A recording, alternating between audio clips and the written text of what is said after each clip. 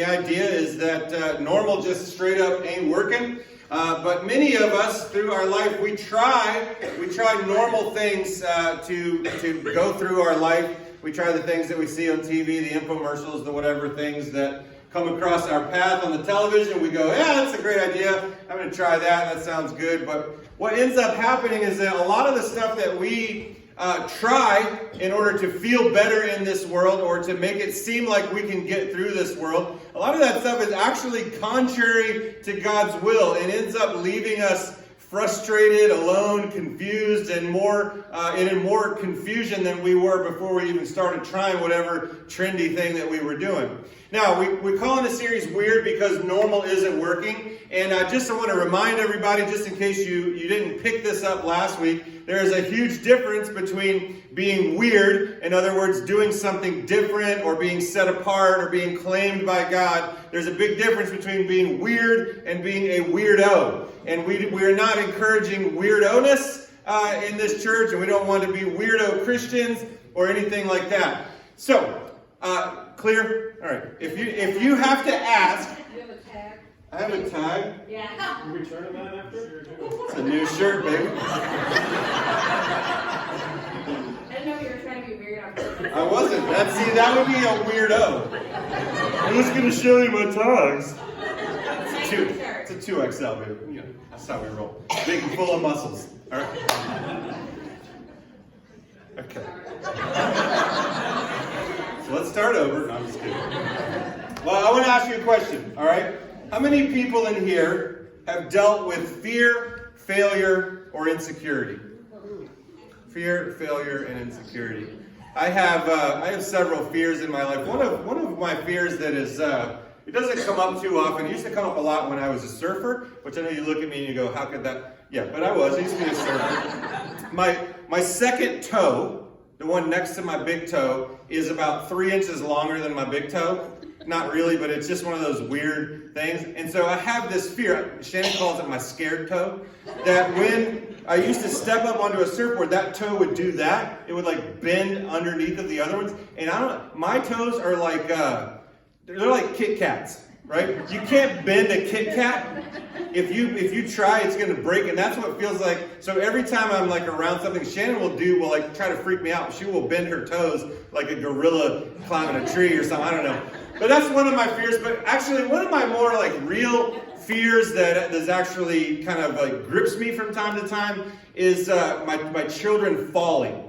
I don't know if you've ever experienced this, but like when your kids they see you from across the way or whatever, and they're like, oh my gosh, my dad, he's the best, and I love him so much. And they start running towards you, and I have this fear of them tripping and then like just face planting, their teeth burst out of their head. And I don't know, does anybody else have that? I'm not the only one who has dealt with that. I have fears like that. I have failed in my life more times than I can count in spectacularly disastrous ways. I have failed in my life, and some of them are just not appropriate for this setting, but I have failed with alcohol in my life. I have failed with my mouth in my life. I have failed with addictions in my life, and I also wrestle with insecurity. I don't know if you would know this or guess this about me, but I'm actually an incredibly insecure person.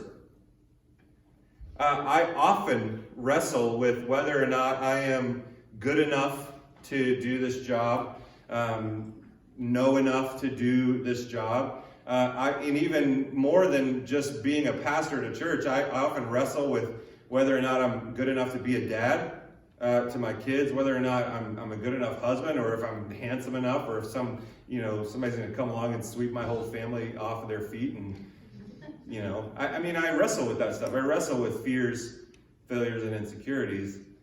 And I tell you that not because I need some sort of public counseling session or anything like that, but I'm telling you that because I don't think it's a stretch to say that everybody in this room at some point in our life, and it probably goes like this, that we have all wrestled with fear, failure, and insecurity in our life. I don't think it's a stretch, right? It's not a stretch that we've all wrestled with that at certain points in our life, but I'm telling you all of this because I want you to know that despite our fears, despite our failures, despite our insecurities, God still wants us in major ways. God still has major things that he wants to do in our life. And since we've all had these fears, failures, and insecurities, I know that some of you are wrestling right now with that. Some of you are wrestling right now with your fear, your failure, or insecurity. It's not an uncommon thing. And the normal things in our world tend to offer solutions, but what those solutions do is often amplify our fears, failures, and insecurities rather than help address them. Normal isn't working. We've got to do something weird. We've got to do something different. We have to say yes to serving God. So in your head, like, what do you think when you hear a statement like that? We have to say yes to serving God. What comes to your mind? What pops up in your brain? Do your fears, failures, and insecurities pop up into your head? Do you immediately start trying to listen to them? What do you do with those? Do you allow them to win? Do you allow them to conquer your thoughts? Or do you try and white knuckle your way through them and conquer them with brute force? What happens when I say we need to serve God? We need to say yes to serving God. I want to tell you today about a guy named Moses, and I mentioned him last week, but I want to go back into his life a little bit more today, because I think Moses is a guy who struggled mightily with fear, failure, and insecurity, and I want you to hear his story because I think his story is not unlike our own. It's not unlike the stuff that we struggle with and the stuff that we face on a regular basis. And plus, I also believe that what God asked him to do in the Old Testament is very similar to what Jesus asks us to do in the New Testament. Now, I want you to go ahead and get into your Bibles, and you can open up your Bible app, or you can turn in the Row Bible. We have a page number there, page 46. So I want you to go ahead and turn there and get there. And I'm going to tell you a little bit about Moses while you're getting there, because we're going to pick up a story about him in Exodus chapter 3. YouVersion Bible app, you guys have that? How many people are using that right now? Is that a bunch of people? Yeah, so a lot. Wow, most people are using that, so that's awesome. Kimber does a great job keeping that updated and letting us know what's going on. So go ahead and get there. And if you are using the Row Bible, it's page number 46. You're looking for the word Exodus at the top, big number 3. And we're going to start right next to that number 3 here in just a second. Now, let me tell you about Moses. Moses is touted as one of the 3 greatest figures in the Old Testament. One of the 3 greatest figures in the Old Testament. He actually led a really weird life, which is fine because normal isn't working. Moses was a Jewish person. Now, that's not the weird part. That was normal, but where he was the weird part. Moses was a Jewish person. His parents were Jewish people living in Egypt during a time where all male Jewish babies who were born were to be put to death. All right, the Pharaoh didn't want any more male Jewish babies to be born because he feared an army coming up and overtaking him and overthrowing him and getting him out of there. So Moses was born at a time when Jewish people were slaves and all male Jewish babies were to be killed. Now, Moses' mother gave birth and in an attempt to save his life made a basket, coated it with tar, and sent him down the river. Okay, so that's how desperate she was to try and save his life. She didn't want to have him put to death. She didn't want to take him to the river and drown him. She put him in this basket and she sent him down the river. Now, as baby Moses, 3 months old, by the way, was floating down the river, he got caught in some reeds.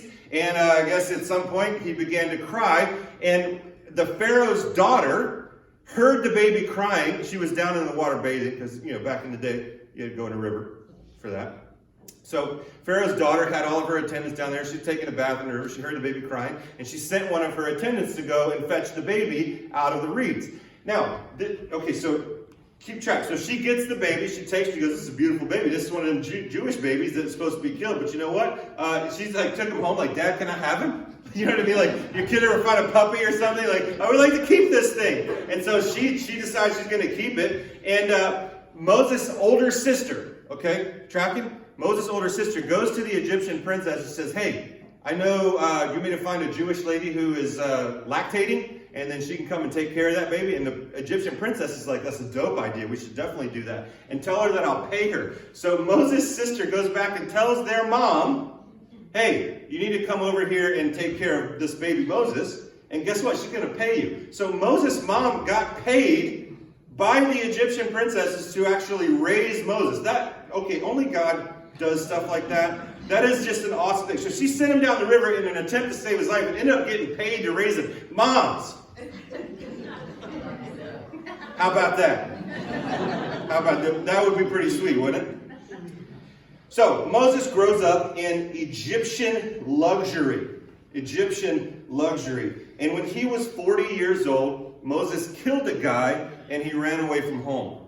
Now, when he ran away from home, he landed on a farm out in the middle of nowhere. Ended up marrying a woman named Zipporah, so I'm going to take an aside right here with Zipporah. It is historically said that Zipporah was an African-American black lady. And so even from back then, I just want to point this out. I've been thinking about this a lot. Even from back then, God was not racist. God has never been racist. God has never been concerned about a darker skinned person being with a lighter skinned person. I just want to make that very clear in case there's any hints of racism in your life or anything going on where you might think, hey, this is probably not a good thing. Even back then, God was still supporting that, okay? Anybody want to fight? All right. No? Okay, good. So he lives for 40 years on that farm. He marries a lady named Zipporah. And we pick up his story right here in Exodus chapter 3. Moses, right here in verse 1. Now Moses was tending the flock of Jethro, his father-in-law, the priest of Midian. And he led the flock to the far side of the wilderness and came to Horeb, the mountain of God. There, the angel of the Lord appeared to him. Now, I want to point out, when usually, and not every single time, but usually when you read in the Old Testament of the Bible and you see the words, the angel of the Lord, and the word Lord is capitalized, that is usually Jesus. You go, well, I thought he was born when Mary in Bethlehem and all that. Yeah, but Jesus was God before that. We need to understand that Jesus is also an eternal thing. He didn't just come into existence when he was born. So that's an interesting thing to me. Every time you read that, just about every time you read that, you can say Jesus appeared to him. And I think that's just an interesting little factoid. There the angel of the Lord, or Jesus, appeared to him in flames of fire from within a bush. Moses saw that the bush was on fire. Moses saw that though the bush was on fire, it did not burn up. So Moses thought, I'll go over and see this strange sight, why the bush does not burn up. Well, okay, if Moses were in a horror movie, first one dead, right? I will go over and see this strange sight, why the bush does not burn up. When the Lord saw that Moses had gone over to look, God called to him from the bush, Moses, Moses. And Moses said, here I am. Do not come any closer, God said. Take off your sandals, for the place where you are standing is what? Holy ground. Then he said, I am the God of your father, the God of Abraham, the God of Isaac, and the God of Jacob. At this, Moses hid his face because he was afraid to look at God. Now that's a pretty exciting scene. I don't know if you've ever seen anything on fire in your life, but it gets consumed by fire. I've seen a house burn down before because the dryer vent wasn't cleaned out and it was just a little pile of bricks the next day. Fire generally consumes stuff, so you can understand why Moses, just loafing along, walking sheep, sees this sight and wants to go investigate it. And what's going on is God is intervening again in Moses' life. He intervened when he was 3 months old, and the Egyptian princess found him. His mom got paid to raise him. Moses fled Egypt because he killed a guy, and now God is intervening in his life again. Moses' life happens in 3 40-year stages. By the way, he's 40 years old, he kills a guy, he runs away. 40 years later, God comes to him in a burning bush, and then 40 years later after that, he dies. Okay, well, there's more to the story than that. I mean, that's what happens. Moses lives his life in 40-year increments. Now, after God speaks to him in this burning bush, God begins to tell Moses of his plan to rescue the Israelite people from slavery. He has a great plan cooking, great plan. He says, I'm going to set them free. They're going to be my people. I'm going to be their God. However, I need you, Moses, to go and tell Pharaoh to let my people go. Now, can you guess what happened when God said that? Moses just said, yes, sir, took off to Egypt, right? Is that anybody know Bible history? You don't know? Okay, I can tell you anything right now. You don't even know. But no, that's exactly the opposite of what happened. In Exodus chapter 3, verse 11, Moses asked God this question: who am I to do this? And God says, I will be with you. In other words, it does not matter who you are, because I will be with you. In verse 13, Moses asks, what if I don't have enough information or know what to say? And God says, I got you, boo. I got you. God's still being patient with him, by the way. In 4:1, Moses says, what if they don't believe me? And God gives him 2 signs or tricks to prove that he came from God. The first one was he had a staff, and if he took that staff and threw it on the ground, it would become a snake. And when he picked that snake up, it would become a staff again. The other trick was if he put his right hand inside of his cloak and pulled it out, it would be leprous, covered in leprosy. Then when he put it back in and pulled it back out, it would be clean. Okay, so those are pretty dope tricks, right? And God said, I got some tricks up my sleeve. Don't worry about it. If they don't believe you, you can show them these tricks. In 4:10, Moses says, I am not eloquent and I am slow of speech. And God says, I gave you your mouth. I know what you can do. In 4:13, Moses says, just please send somebody else. Please send somebody else. And this is not good. In case you were wondering, the Lord's anger burned against Moses. And God says a couple more things, and he says, enough! Enough is enough, Moses. So now go. Get your tail, pack your stuff, and get going. And so eventually what happens is that Moses agrees to this plan. Moses agrees to God's plan through his fear, through his failure, through his insecurity.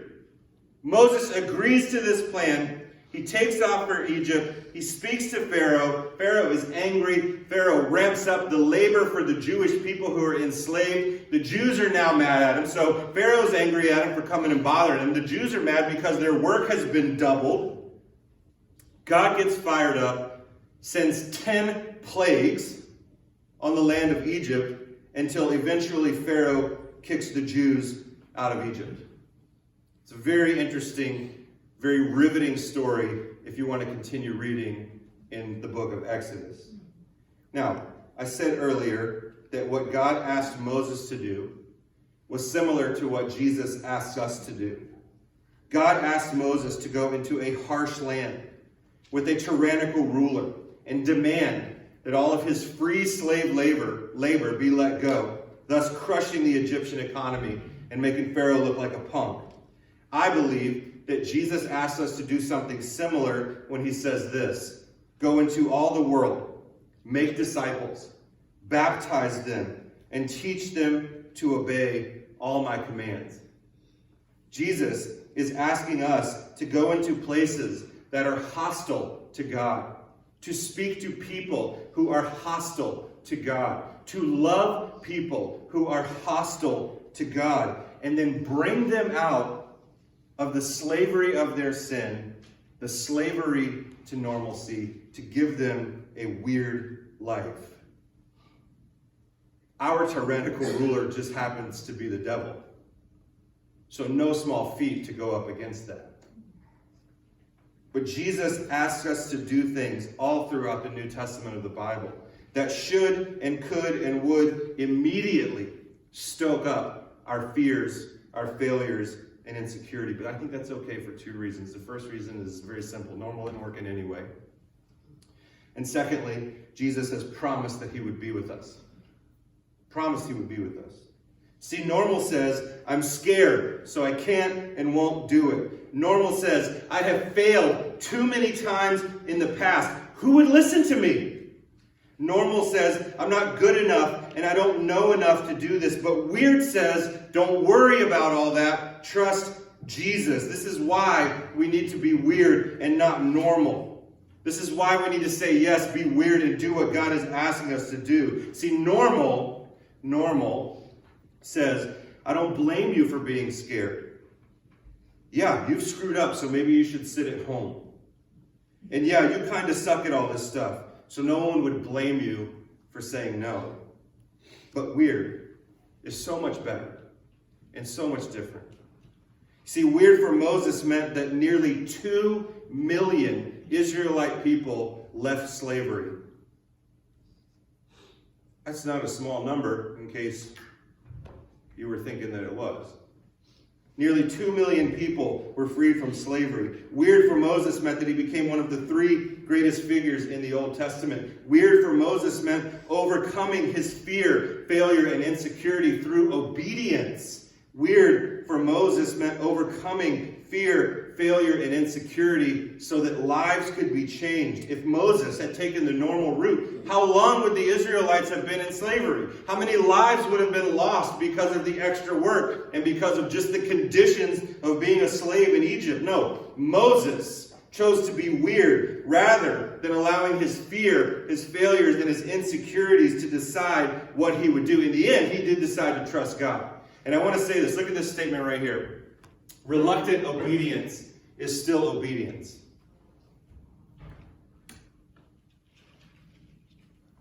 I don't know why you're not taking a picture of that.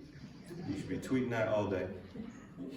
Reluctant obedience is still obedience. And that's what Moses did. So all those things that happened because Moses said, yeah, I'll be WEiRD, and things change for millions of people, what happens for us? See, WEiRD for you might mean bringing Jesus and salvation and freedom to your family. WEiRD for us might mean changing the eternal trajectory of your name for generations. WEiRD for us might finally mean speaking up at work about Jesus. Not as a weirdo, but speaking up nonetheless. WEiRD for you may mean saying yes to Jesus for the first time and getting baptized. WEiRD for you might mean saying yes to trusting God with your finances. WEiRD for you might mean actually living for Jesus rather than just flirting, rather than just playing around, but actually saying yes and living your life full on for Jesus. Moses got WEiRD and different through obedience, even though he was wrestling with fear, failure, and insecurity. And so maybe for us, maybe we can try something different. Maybe you can turn your fears, failures, and insecurities over to God and allow Him to deal with them. Allow Him to address them, to bury them, to conquer them, to kill them. Maybe you can say yes to God despite your fears, failures, and insecurities. I want to just be clear. I'm not saying to ignore your fear, failure, and insecurity. I don't think you should ignore that kind of stuff. But I do think it should be dealt with. I do think it needs to be understood that God can use us and wants us to be obedient to Him even if we are wrestling with that stuff. See, Moses didn't allow his fear, failure, and insecurities to dictate whether or not he would say yes to God in the end. But rather, he decided to be obedient anyway. So let me just dig a little bit further here. Some of you in the room, you feel like you need to accept Jesus for the first time. You've never said yes to Jesus. You've never given your life to Him in baptism. And you feel like maybe it's time to do that. But you fear the future. What will my life look like? What am I really going to have to change about my life? And so you allow fear to stop you from saying yes. Maybe your failures tell you, God can't use someone like you. God can't use someone like you.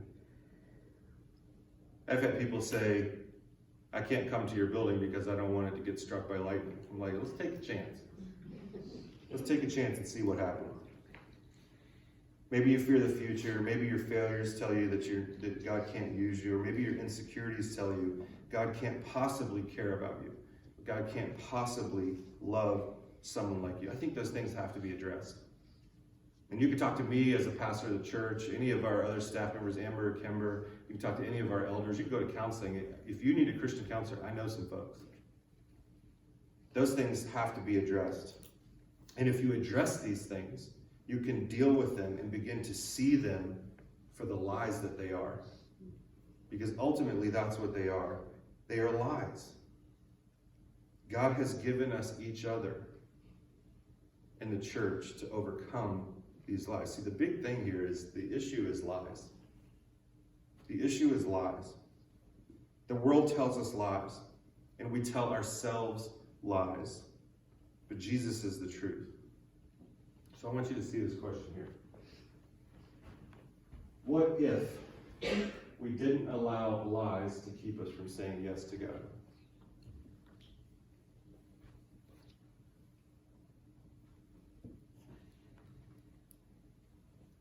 Notice that it doesn't say, what if we didn't allow the truth to keep us from saying yes to God? You ever been lied to? You ever caught somebody in a lie? It sucks, man. It's a breakdown in the relationship. The connection is gone. It just kind of ruins everything in that relationship. And you know, because you've lied to somebody in your life, I'm sure. It doesn't feel good. You feel like crap. As soon as the words come out of your mouth, you're like, why am I saying this? But what if you didn't allow the lies about your fears, your failures, and your insecurities to dictate your life, to keep you from saying yes to God? There are people in the room right now who have let fears, failures, and insecurities stop them from doing what God has asked them to do in their life. There are people in the room right now who, when their fear gets brought up, or their failures get brought up, or their insecurities get brought up, they go, I'm not going to do anything. And you're sitting here now in the room. But you're in good company, because there are also people in the room who, in spite of their fears, failures, or insecurities, said yes to God. Our beloved Kimber Field here. I would love for you to know her story.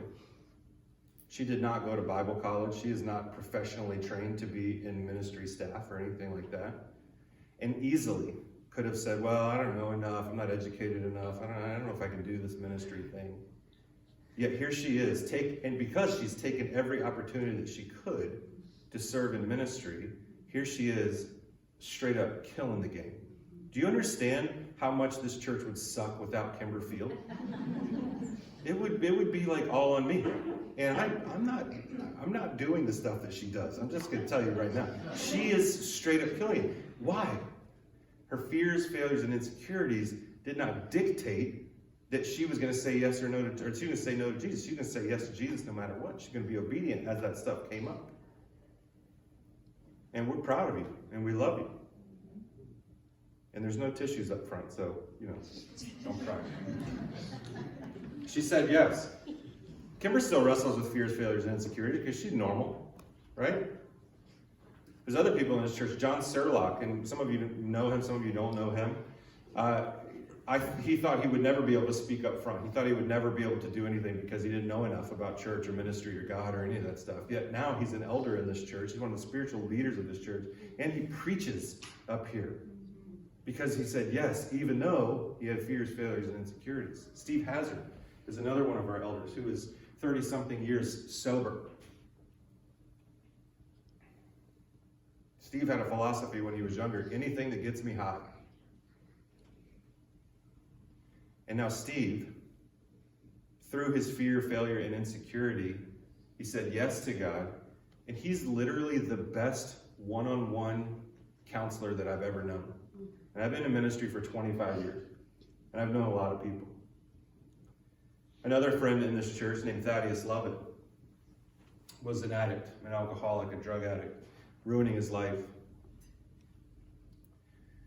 And somebody said, hey, you should come to AA with us. And Thaddeus was at rock bottom, and he said to himself, I'm going to try AA, and when that doesn't work, I'm just going to go ahead and kill myself.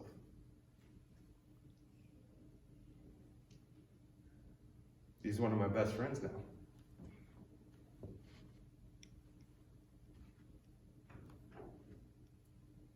He did not and does not allow his fears or his failures or his insecurities dictate whether or not he says yes to God. Took that dude right back there, body slammed him in the back. I love that man. And so this is what I'm saying, church.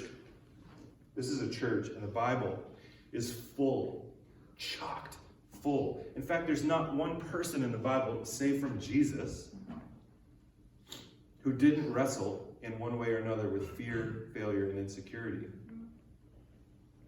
So you're in good company. They wrestled, but they still said yes to God. And so that's the question for you today, really. Yeah, you're going to wrestle. You're going to fight. You're going to have fear, failure, and insecurity. But are you going to let it win? Or are you going to say yes to God? That's the question you have to ask yourself. And this is how you do it. You start by just simply saying, yeah, yes, I'll do it. I'll do whatever it is. Yes, I'm going to do that thing, whatever it is. It's going to make me uncomfortable. It's going to be weird. I'm not going to like it at first. And you know what? All that's true. But you start by saying yes to whatever it is. So the question is, what is Jesus asking you to do? What is Jesus asking you? You might be here for the first time, and maybe Jesus is just asking you to keep coming. And if that's where you're at, man, I'm pumped that you're here. I'm stoked that you're here. And if the number one thing on your Jesus to-do list is to keep coming, then keep saying yes to that. I'm proud of you. I'm proud of where you're at. Stay there. Some of you in the room, man, you've been flirting with Jesus for so long, and you've been reaching up and touching. Like, you ever been around an electric fence? You know what I mean? And you're like, I'm gonna touch, I'm gonna do it, I'm gonna touch, I'm gonna do it, I promise I'm gonna do it. And you feel nothing, right? You feel like when you go and you flirt, you feel nothing. Yeah, that's what a lot of you are doing with Jesus right now. The reason that your life isn't changing is because you won't just say yes and grab onto it. Now, if you grab onto an electric fence, your life is going to change dramatically. And if you grab onto Jesus, your life is going to change dramatically. I cannot tell you how many times I told the Lord, I will never work in a place where it snows all the time. And here I've been 10 years. Just mad at Jesus all the time. You know, for others, Jesus, God may be calling you into something deeper or more challenging. And if that's you, I want to encourage you to jump. Don't worry about the parachute. Just jump. Just say yes to God. Just have faith that he will catch you. We, as a church, we can be the kind of people that deny normal, that can change our lives, that can change the lives of people in this community, if we realize that, yes, we can say yes despite our fears, failures, and insecurities. Look at what Jesus said in Luke chapter 9. Whoever wants to be my disciple must deny themselves. They must deny their fear, failures, and insecurities. In other words, not ignore, but deny them. We're not going to allow them to take the lead in our life. Whoever wants to be my disciple must deny themselves and take up their cross daily and follow me. As we transition into a time of communion, I want to ask you to consider what you might need to deny, what you might need to address, what you might need to hand over to God so that you can take up your cross and follow him on a daily basis. Around the room are 3 tables. Over here is a gluten-free option if you need that. And what I would have you do, seriously, when I'm going to dismiss you to communion, there's a little cracker and there's a little cup of juice. And if you don't know this, if you're here for the first time, you just don't know, the cracker is meant to represent the body of Jesus, and the juice is meant to represent the blood of Jesus that washes our sins when we say yes to him in baptism. And so that's what we're remembering with that. But during this time also, I think it's a time of commitment. It's a time of dedication. It's a time for us to say, God, where do I need to deny myself? Where do I need to say yes? Where do I need to stop allowing my fear, my failure, and insecurity to rule my life so that I can say yes to you, so that I can give myself to you? And wherever you are in your walk, wherever you are in your journey, great. I'm glad you're here. But let's keep going together, okay? You are dismissed to communion.